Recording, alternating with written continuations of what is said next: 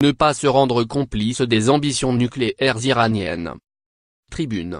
Les révélations du Premier ministre israélien, Benjamin Netanyahou, le 30 avril lors de son allocution télévisée étaient remarquables.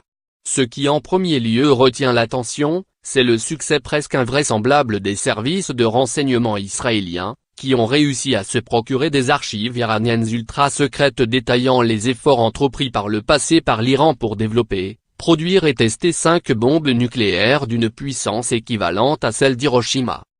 L'analyse de ces documents apporte la preuve irréfutable que l'Iran a menti pendant des années sur ses véritables intentions, qu'au moins jusqu'en 2003 il existait un programme nucléaire clandestin devant lui permettre de se doter de l'arme atomique et qu'un programme parallèle a été établi depuis dans le but de dissimuler et de poursuivre ses visées nucléaires. La preuve est ainsi faite que l'accord avec l'Iran, JCPOA, n'a apporté qu'une réponse partielle et limitée dans le temps au problème de l'acquisition par ce pays de la bombe atomique, ne l'empêchant pas, in fine, d'atteindre son objectif initial. Il est incontestable qu'une grande partie des informations divulguées par le Premier ministre étaient connues, mais elles n'étaient pas authentifiées, et c'est désormais chose faite.